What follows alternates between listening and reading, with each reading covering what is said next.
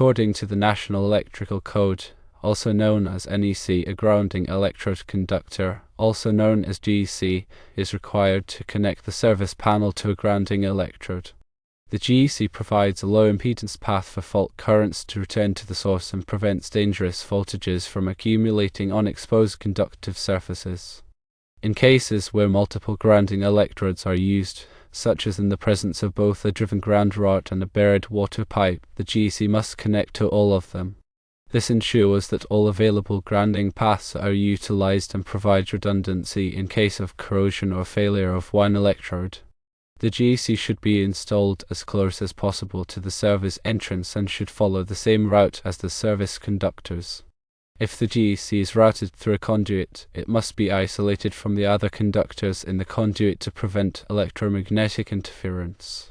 The NEC requires that a separate grounding electrode be provided for a water pipe system. This grounding electrode is typically a clamp that connects the water pipe to the GEC. It provides a low impedance path for fault currents to flow into the earth and protects the water system from electrical damage. In a situation where grounding electrodes exist at the service entrance, an additional GEC to the water pipe is not strictly required. However, it can provide additional protection and redundancy in case of failure of the primary grounding electrodes. If it is decided to install the additional GEC to the water pipe, it should be an unbroken wire that extends from the grounding electrodes to the water pipe. The NEC does not allow splices or connections in the GEC. While not strictly necessary, it is advisable to install the additional GEC to the water pipe for added protection and redundancy. Ensure that it is an unbroken wire, routed properly, and connected to all available grounding electrodes. For a more in-depth understanding, firstly, it's important to define exactly what a grounding electrode conductor or GEC is. The GEC is a critical component in an electrical system, serving as the link between the system's grounded conductor, often the neutral, and the grounding electrode. The grounding electrode is a conductive rod, plate, or other approved object buried in the earth, providing a direct connection to the ground. The primary function of the GEC is to provide a low impedance path for fault current to return to the source, typically the utility transformer. This low impedance path facilitates the rapid operation of overcurrent protection devices like circuit breakers or fuses, quickly disconnecting the faulted circuit and minimizing the risk of electrical shock or fire. The GEC also plays a vital role in stabilizing the electrical system's voltage with respect to ground. This helps to limit voltage surges caused by lightning strikes, static discharge, or other transient events, protecting sensitive electronic equipment from damage. The size of the GEC is determined by the size of the service entrance conductors, as specified in NEC Table 250.66. It's important to consult this table to ensure the GEC is adequately sized to handle the potential fault current. Secondly, multiple grounding electrodes are often used in electrical systems to enhance their effectiveness and redundancy. The NEC permits the use of various types of grounding electrodes, including ground rods, ground plates, metal underground water pipes, and concrete encased electrodes, also known as UFERs. When multiple grounding electrodes are present, they must be bonded together to form a single grounding electrode system. This bonding ensures that all grounding electrodes are at the same potential, preventing circulating currents and ensuring a more effective path for fault current to flow. The GEC must connect to all available grounding electrodes, creating a comprehensive grounding network.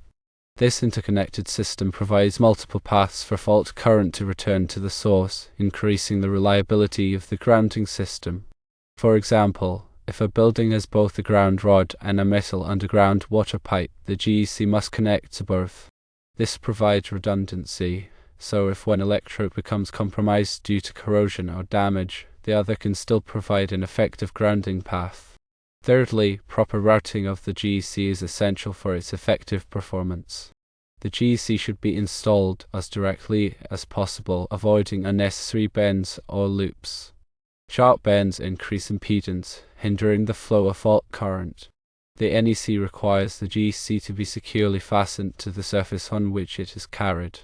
This prevents physical damage and ensures the GEC remains in its intended location.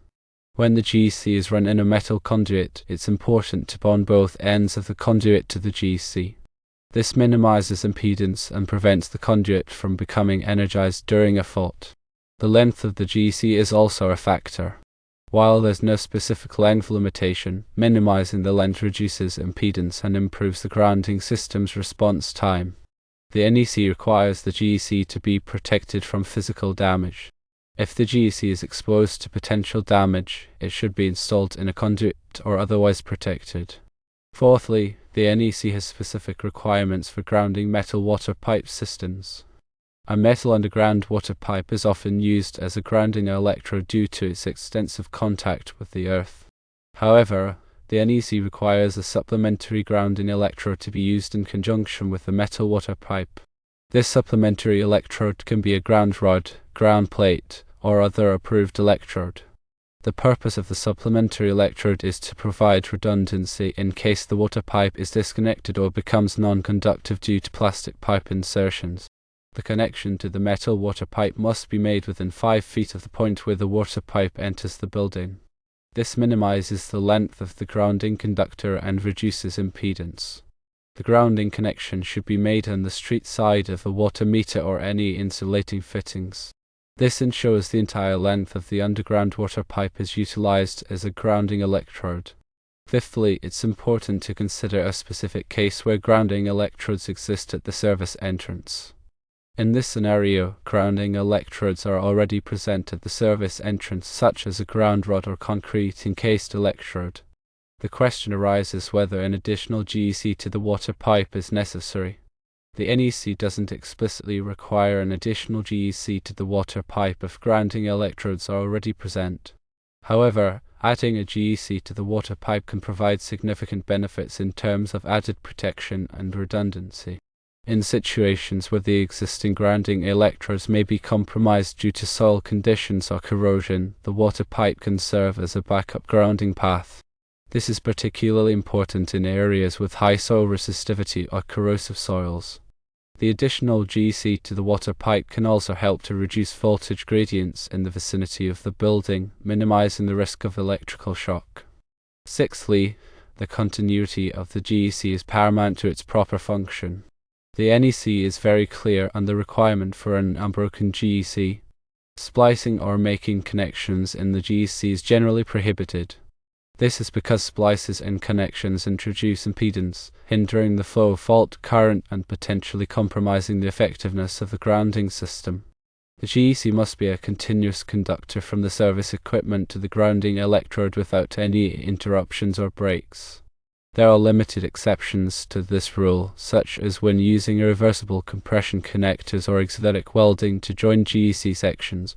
However, these methods must be performed in accordance with the manufacturer's instructions and must provide a permanent, low-impedance connection. The requirement for an unbroken GEC emphasizes the importance of using a single, continuous conductor to ensure a reliable grounding path. Seventhly, here are some final recommendations regarding GEC installation. While not always mandatory, installing an additional GEC to the water pipe is generally a good practice. It provides added protection and redundancy, enhancing the overall safety of the electrical system. When installing the GEC, ensure that it is properly sized according to the NEC and securely connected to all grounding electrodes. The GEC should be protected from physical damage and installed in a direct and secure manner. Regularly inspect the GEC and grounding electrodes to ensure they are in good condition and free from corrosion. A properly installed and maintained grounding system is essential for protecting people and equipment from electrical hazards.